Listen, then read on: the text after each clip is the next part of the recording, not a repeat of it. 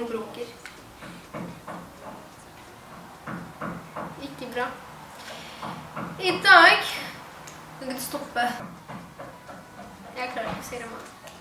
I hvert fall, i dag skal jeg lage et par enkle hårfrisyrer som man kan ha til hverdagen, jobb eller skole. Det som jeg trenger noen hårspenner egentlig. Kan gjerne ha disse som man kan sette opp håret med. Det ser dere litt der. Og så trenger vi noen vanlige hårspenner. Litt greit å ha en klips også. Og en børste. Det første jeg skal vise dere nå hvordan jeg pleier å ta opp håret til hverdagen. Om jeg for eksempel skulle jobbe og ikke ønsker håret i ansiktet, så tar jeg og ruller håret sånn her. Oppover. Hårspenn. Her, så var den ene siden opp.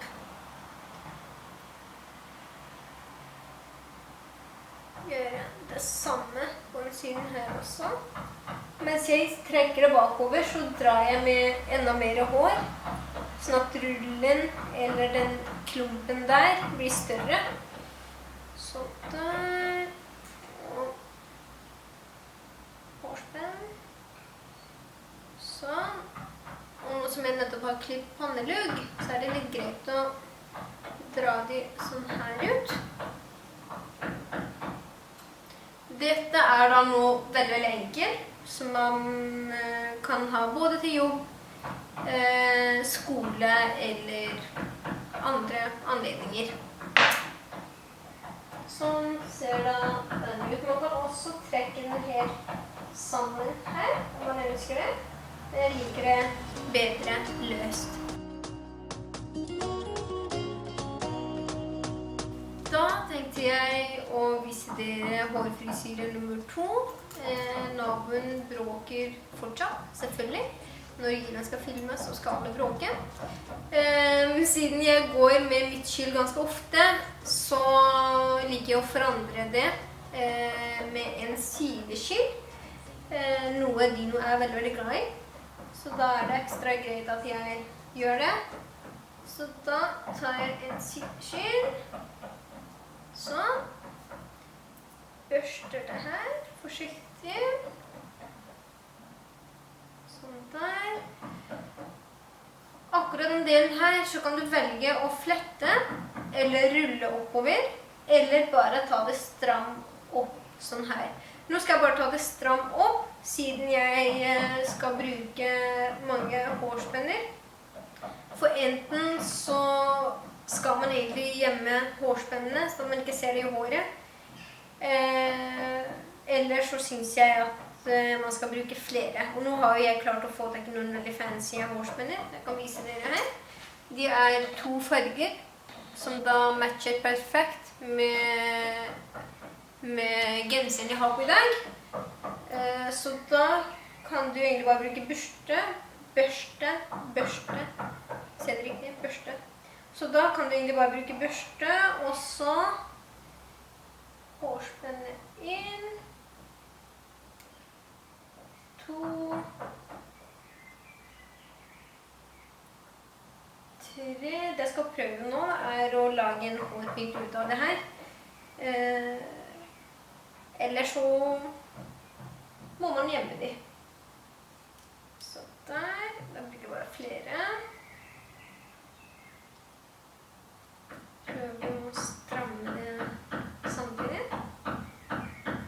Ja, naboen nok blitt veldig flink i dag. Pusse opp huset eller noe sånt.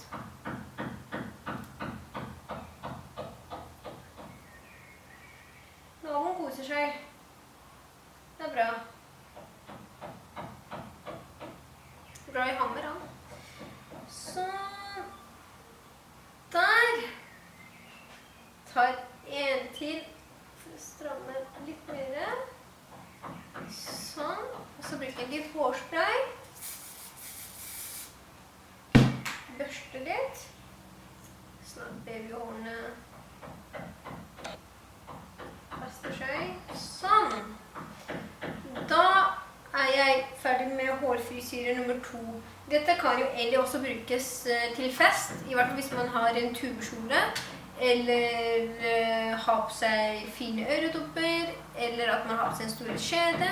Hvor man ønsker å ha håret på den ene siden, så kan jo man gjøre noe sånt.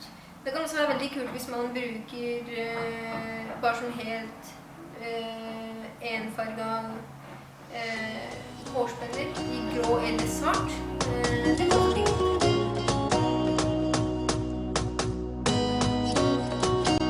Nå skal jeg da vise dere hårfrisyre nummer 3. Dette er da et frisyre som mange av dere har spurt meg om tidligere. Det du trenger ekstra for denne frisyren er da noen sånne små hårstrykk. Jeg skal fortelle dere hva jeg skal bruke det til. Jeg må bare finne en til først. Jeg springer på rommet. 2 små strykk trenger du, og masse hårspenner. Det er det du trenger. Det første jeg kommer til å gjøre nå, jeg deler håret i 2. Sånn her. Og så setter jeg strikk på dem. Trenger å bare ha det en gang. Eller 2, så er det litt løs. 1. Sånn.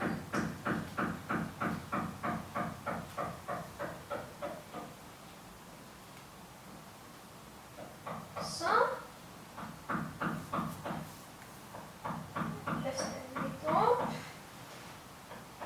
Ok, da tar jeg ut disse igjen, sånn at det ikke blir veldig stivt.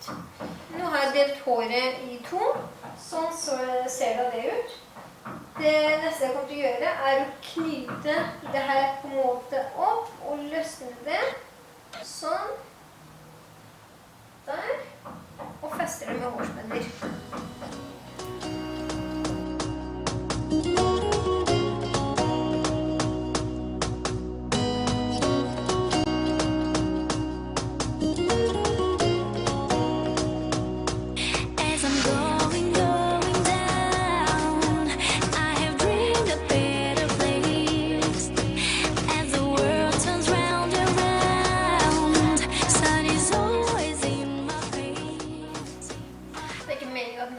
Perfekt, så da er det egentlig bare å ta på så mange hårspenner til du føler det sitter godt.